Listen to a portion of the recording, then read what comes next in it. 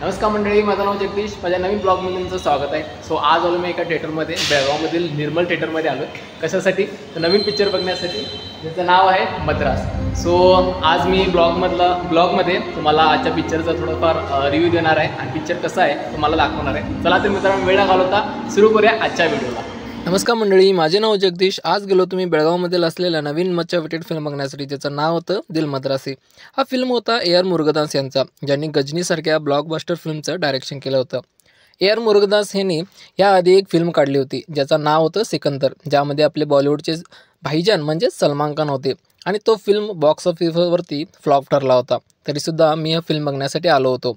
याची दोन कारणं आहेत. एक होतं ते म्हणजे विद्युत जमाल आणि दुसरं म्हणजे रुक्मिणी वसंत. एक होतं विद्युत जमाल, ज्यांनी या फिल्ममध्ये विलनचं काम केलं आहे आणि या फिल्ममध्ये मला त्यांचं ते कॅरेक्टर दिसलं जे कॅरेक्टर मी त्यांना कमांडो आणि फोर्स या फिल्ममध्ये पाहिलं होतं. खूप छान आणि विथ ॲक्शन त्यांनी मन माझं जिंकलं. आणि दुसरं कॅरेक्टर म्हणजे रुक्मिणी वसंत.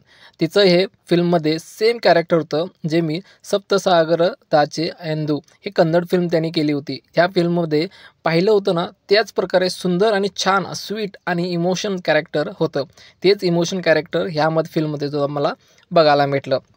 फिल्मच्याबद्दल थोडं सांगायचं झालं तर फिल्म स्टार्ट होते प्रेमापासून आणि पुढे जाऊन इंटेन्स ॲक्शन ड्रामामध्ये कन्वर्ट होते. थोडंफार बघायला गेलं तर हे पिक्चर तुम्हाला गजनीची आठवण करून देईल. पिक्चर खूप छान आहे. मला या पिक्चरमध्ये बघत असताना ॲक्शन, रोमांस, ड्रामा जे बघत होतो तेव्हा वाटत होतं की हे थोडं जरी सिकंदर या मूवीमध्ये टाकलं असतं तर ते पिक्चर हिट झालं असतं. पण हे सर्व आपल्या हातात असतं होय. Overall film was good. One time watch movie. You all must. मित्रांनो, आजच्या ब्लॉगमध्ये इतकंच आहे. आय होप तुम्हाला आजचा व्हिडिओ आवडला असेल. लाईक करायला, शेअर करायला, सबस्क्राईब करायला विसरू नका. आपण भेटूया पुढच्या व्हिडिओमध्ये. टिल देन, धन्यवाद.